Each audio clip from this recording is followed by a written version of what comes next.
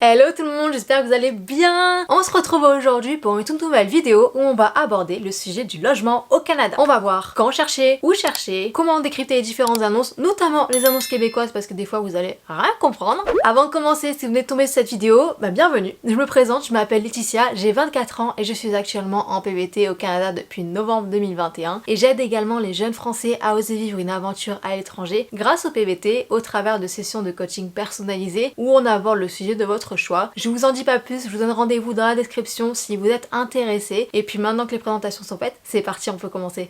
La recherche de logement est quelque chose de stressant, notamment pour nous en tant que Français, puisqu'on est habitué à avoir des dossiers à construire plutôt béton quand même. Mais c'est beaucoup plus facile que ça en a l'air au Canada. En tout cas, vous n'avez pas de garant à donner, vous n'avez pas vos anciennes fiches de paye, vous n'avez pas votre contrat à donner. C'est beaucoup plus simple, mais également c'est beaucoup plus rapide. Attention, selon d'où vous venez, les loyers peuvent vous paraître plus ou moins chers au Canada, notamment dans les villes dans lesquelles vous souhaitez vous établir. Par exemple, pour notre cas, nous on venait d'une petite ville dans le sud de la France, donc on s'attendait en atterrissant à Montréal que les loyers allaient être beaucoup plus élevés que ce qu'on avait l'habitude à avoir dans le sud de la France, même si c'est quand même cher, hein, faut pas se leurrer.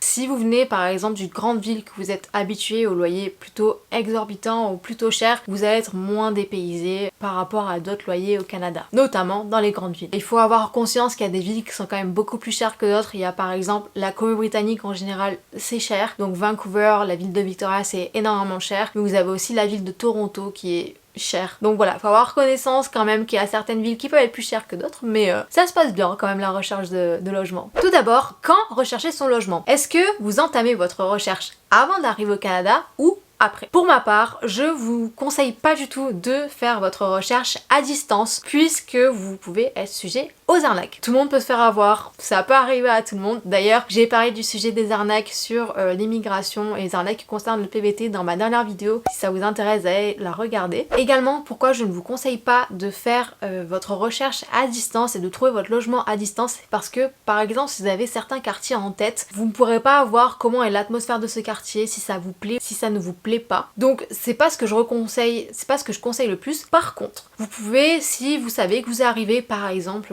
je dis une date, vous savez que vous arrivez le 10 octobre, vous pouvez peut-être jeter un œil déjà sur les annonces, repérer quelques logements, éventuellement contacter les propriétaires ou les anciens locataires, les personnes en tout cas qui mettent en location ou en vente ces différents hébergements pour préparer déjà des visites. Mais je vous conseille de faire ça quelques jours avant votre arrivée. Comme ça, vous avez déjà quelques visites de programmées et vous pourrez peut-être déjà être dans votre prochain nid douillet très prochainement. Mon conseil du coup, c'est soit donc de chercher quelques jours avant votre arrivée pour planifier quelques visites, soit de prendre directement un hébergement temporaire type Airbnb. Nous c'est ce qu'on avait fait, on avait pris un hébergement pendant 2 semaines et pendant ces 2 semaines on avait cherché, on avait fait des visites et au final on avait trouvé un logement. Donc bien sûr ça peut prendre plus de temps si vous avez des critères spécifiques, si vous avez un certain budget à respecter. D'ailleurs le budget est très important quand vous faites votre recherche de logement puisque vous cherchez un logement en fonction quand même de votre budget et pas le budget ne s'adapte pas au logement.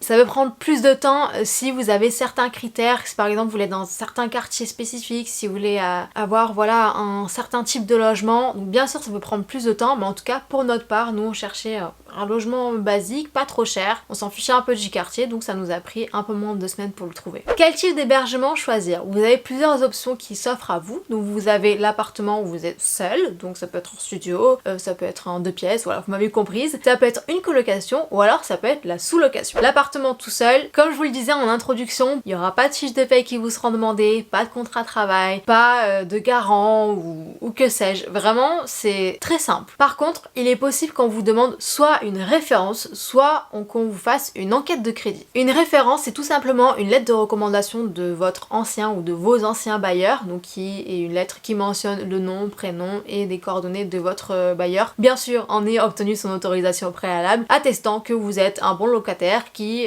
payait en temps et en heure ses mensualités et que vous avez toujours été un locataire respectueux. L'enquête de crédit est elle liée au système bancaire plutôt particulier du Canada, puisqu'au Canada, ils ont 2 cartes. Vous avez avez une carte de débit et une carte de crédit. Pour en savoir un peu plus sur ce système bancaire particulier, j'en parle dans ma vidéo consacrée aux différentes démarches que vous avez à faire une fois que vous arrivez au Canada en PVT. Je vous mettrai la vidéo dans le petit i juste ici. Mais en bref, quand vous utilisez votre carte de crédit, vous devez rembourser des dettes auprès des organismes. Donc ça peut être soit Visa, soit Mastercard. Et c'est cette historique qui va être utilisée lors de cette enquête. Et ça permet de voir si vous remboursez toutes vos dettes et donc vous êtes un bon payeur. Si vous venez d'arriver sur le sol canadien, vous allez vous demander mais je n'ai ni référence ni enquête de crédit, donc j'ai pas d'historique. Qu'est-ce que je fais? Et ben mon conseil c'est que lorsque nous on voyait ces annonces, bah on les zappait.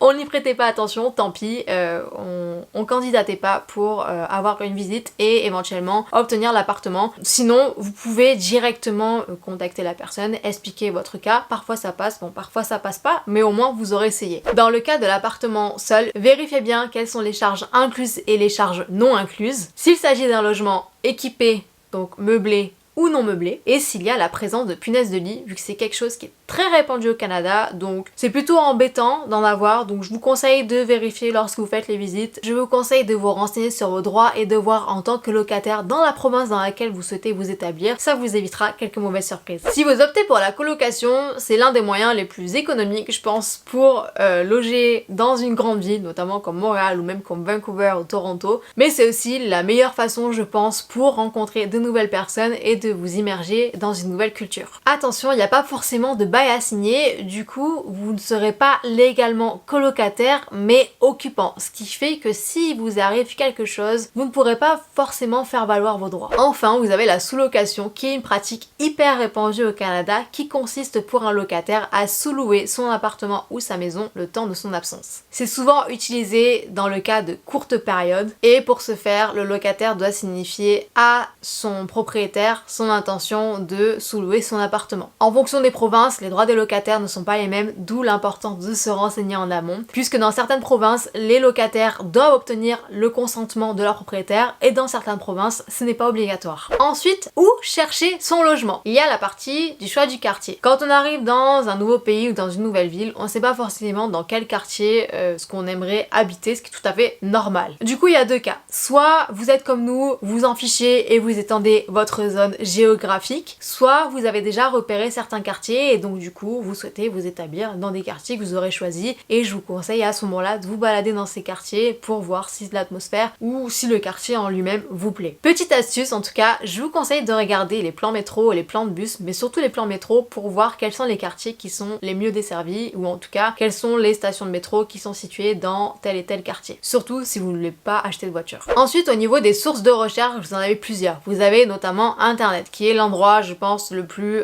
important pour trouver un logement et qui est le plus utilisé et le plus efficace. Donc vous avez différents sites et différentes plateformes où est-ce que vous pouvez vous rendre. Vous avez par exemple Kijiji, vous avez Craigslist qui sont un peu les équivalents de Leboncoin en France. Vous avez également les groupes Facebook, donc vous en avez en fonction des villes, en fonction aussi des provinces. Et vous avez aussi Facebook Marketplace qui fonctionne plutôt bien. En vous baladant dans les quartiers qui vous intéressent, vous avez beaucoup de panneaux aussi qui sont dans la rue où il y a les coordonnées donc de la personne à contacter, où il y a marqué à louer ou à vendre. Donc directement, vous pouvez contacter ces personnes et les appeler pour planifier une visite si vous êtes intéressé. Et vous avez également le réseau, comme pour le travail qui est hyper important au Canada. Vous notifiez à certaines connaissances, à vos futurs collègues de travail que vous recherchez un logement et donc peut-être de fil en aiguille, en passant d'une oreille à une autre, eh bien il y aura une petite pépite qui va se décrocher pour vous. Comprendre les annonces, notamment au niveau du vocabulaire québécois. Au Québec, on ne parle pas en T1, T2,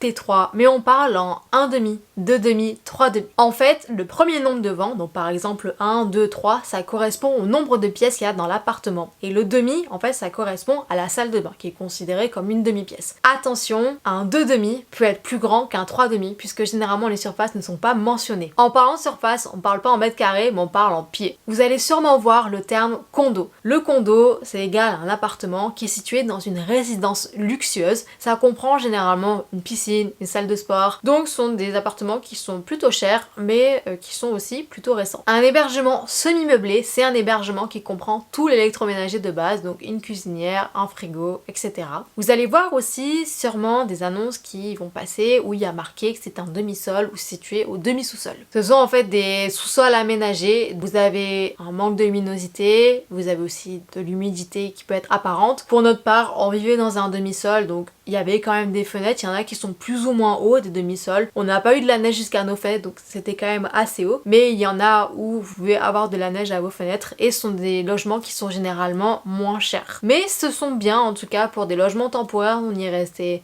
presque 6 mois et on l'a fait.